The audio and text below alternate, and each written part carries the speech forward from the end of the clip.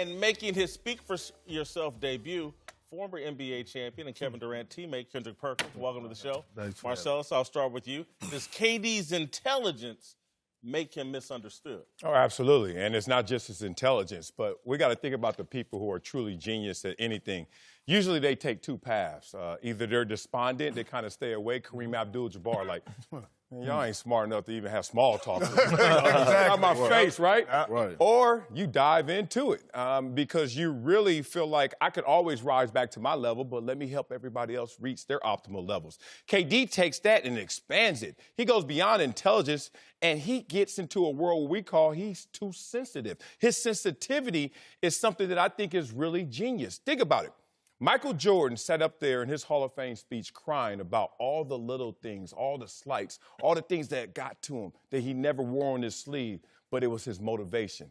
KD is like, I'm going to wear it on my sleeve. I'm going to attack it in the moment, and I'm going to use all that as my fuel in the moment and expand my greatness.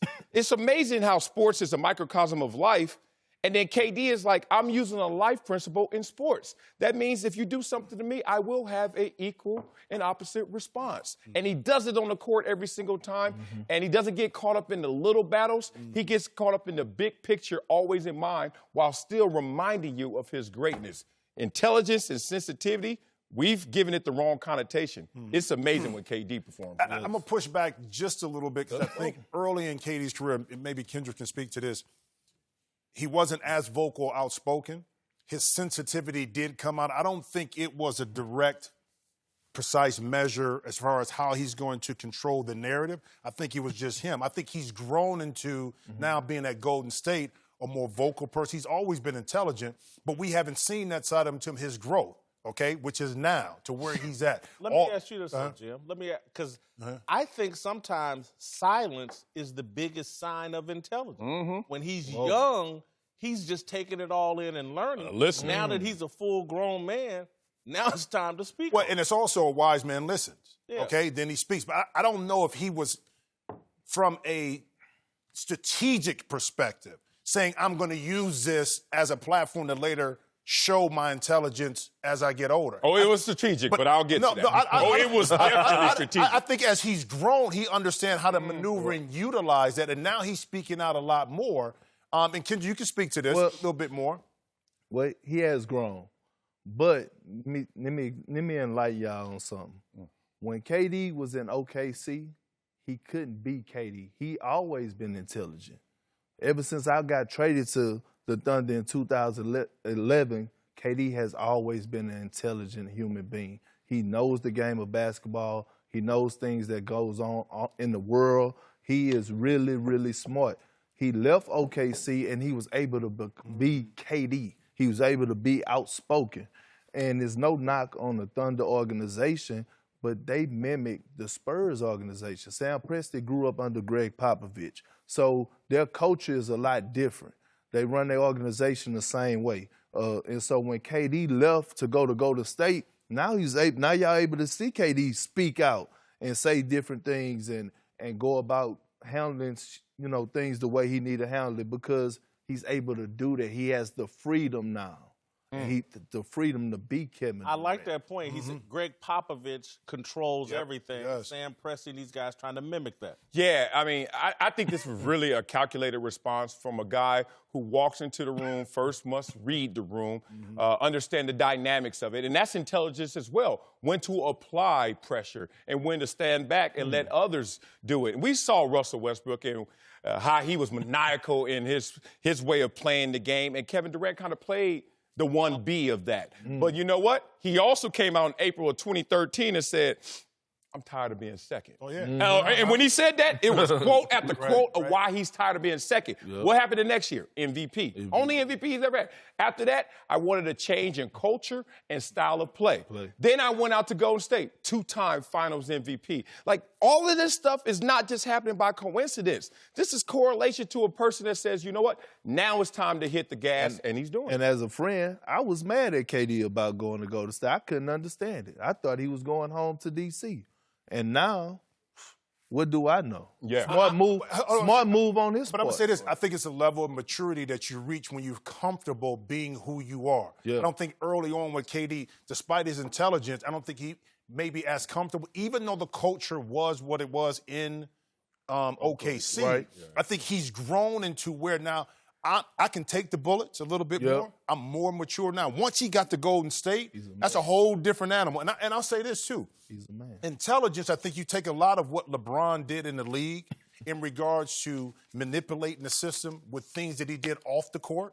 Look at what KD did with the boardroom. Okay, look what he did in Silicon Valley business-wise. Right. So now he's maneuvering through all of these things, but the blueprint was set by that guy that's now in L.A. Now KD is taking that a little bit more and advancing not only his off the court, his on the court stuff, but his off the court stuff. I'm going to analogize it to my favorite movie, The Godfather.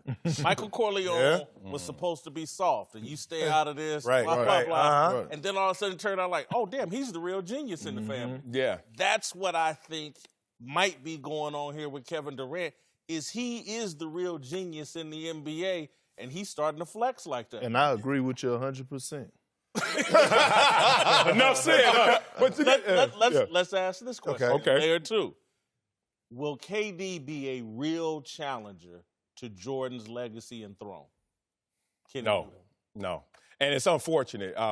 This is not even my take. This is just my assessment of how the barbershop is going to let this roll. And you know how the world barbershop. Yeah, this is how this is going to go. They already slicing KD up. He's not even looked at as a whole person and player like Jordan was. Is great. You talk about Michael Jordan, he's a great player. You talk about KD, great scorer. Oh, one of the best shooters all time. They already got him in subcategories. I'm like, that's not fair. And then they slice him up another level. They start talking about his championships and start putting an asterisk by it. This is the Kobe effect. Kobe Bryant won 3 championships with Shaquille O'Neal. And everybody was walking around and said, okay, Kobe, I see you 3-time champion. And then the other side of the fence was like, oh, did you really win 3? And then I thought Kobe was buying into the fact, I got 3. I mean, throw them on the table. And then he won his 4th one. And he acted like it was his first. Then I realized, oh, Kobe listening to them too. So they can slice you, and they doing that to KD right now. Is it really the back-to-back finals MVP 2 times for you, or is it you and Steph, what you got to do when you leave? If he wins another one somewhere else, that's not going to be enough. And I don't think they're giving him proper credit for where he is right now. And they're not giving him proper credit, but to the people who know basketball, they know that KD is an all-around great basketball player. He defends at a high level. He passes the ball at a high level. He rebounds at a high level. I mean, it's nothing really that Kevin Durant cannot do. And to me, I think he's on the verge of being one of the all-time greats. I mean, at the route he's going, listen, everybody say, oh, he went join the Warriors. KD didn't go call the Warriors and say, hey, I want to come over there. No, they recruited Kevin Durant. So that means the Warriors needed Kevin Durant.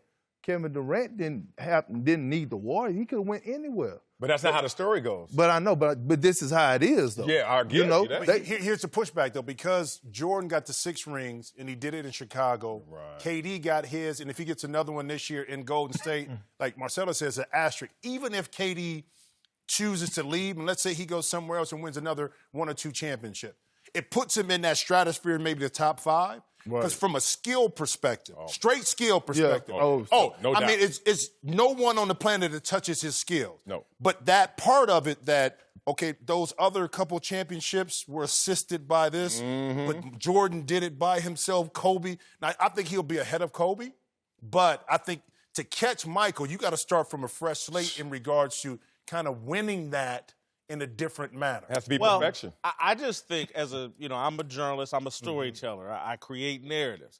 And so if I'm KD, what I think he's thinking of, I'm going to get this championship this year. He's not talking about one more championship wherever he goes. He's talking about multiple. 2, maybe 3. Exactly. And so if he somehow gets to 6 like Jordan, and then the extra layer of his story he will turn to is like, because I think he has a chance to catch Kareem Abdul-Jabbar on the all-time scoring list. And so then you start talking about Kareem had the sky hook, the most unstoppable shot. The second most unstoppable thing is the 7-foot KD who can hit you from anywhere on the floor.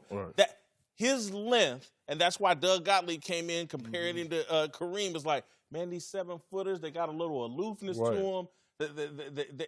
And then this unstoppable shot. When this dude, he done took Dirk Nowitzki's one-legged shot to a whole different level.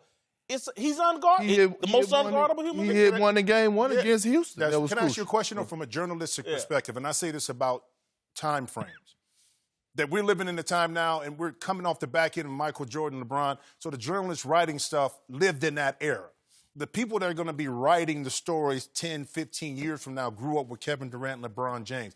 How does that narrative change from their perspective in that conversation? Because you know what I'm saying. You know, because I think what KD is thinking in his mind, and again, I think he's like Michael Corleone, plays it close to the vest. He keeps LeBron close. He's not adversarial with LeBron, but he's like, we 3-3 now, championships after this year, right? And I'm getting more. You're not. But see, That's where, right? Hey, don't let this air-conditioned studio fool us, man. Let's go into the hot barbershop. And you've been there a lot lately. I see you tight. My boy Whitlock real tight right now. In the barbershop, they're going to look at Jordan as perfection. He stayed still. He climbed the hill. Everything came to him. He never went on a seek and journey to find it. I agree. You had to do that. Now, LeBron and KD are going to lose because they don't have a perfection story. They have a chasing journey, and you got to add everything up. But with Jordan, you don't even need a calculator. Okay. It's just easy. It's simple. If I'm in that barbershop and people are going to make that argument, and again, I'm not arguing. Jordan, to me, will probably still be the GOAT. Okay. However, the other argument I would make is like, hey, man, Kevin Durant played in an era where there was someone more physically gifted than him. Say it. Michael Jordan did not. Say it. Magic Johnson, Larry Bird were not his equals in talent. Wow. Isaiah Thomas was too small. Michael Jordan had a physical advantage. Yep. Kevin Durant, with playing in the LeBron era, didn't have that physical advantage.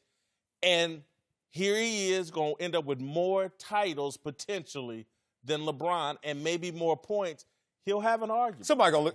That'd be $8. Who next? Like physical greatness, like that's like Deion Sanders. That doesn't matter. It does, but it's so low on a totem pole in terms of conversation. People gonna say 6 rings. You gonna say, but he was more physically dominant. 6 rings, and it just but that's the old heads in the barbershop. The younger generation who grew up with these guys go give you a totally different perspective because this is how they grew up in the era where it didn't matter if you went to a different team. Those are the guys that are going to be writing the narrative 15, 20 years from now. Yeah, but you're going against the narrative of folklore. But listen, folklore. Wilt Chamberlain was the greatest, then it was Kareem Abdul-Jabbar, then it was this, because the narrative and the people writing the story changed. Right. No, Jordan has the greatest lead ever because he didn't grow up in social media, didn't play during it, and his warts were suppressed because we weren't conversing about everything he did every single day. Now, that protects him. But 20 years from now, the people that are writing the storylines are the young people that grew up with these guys. They didn't see Jordan play. They don't even know what's there. What they do know is what LeBron did, what Steph did, what Durant did, and they're the ones, they might not even be using pen and paper then. I don't know where, they might be using something else. I don't know.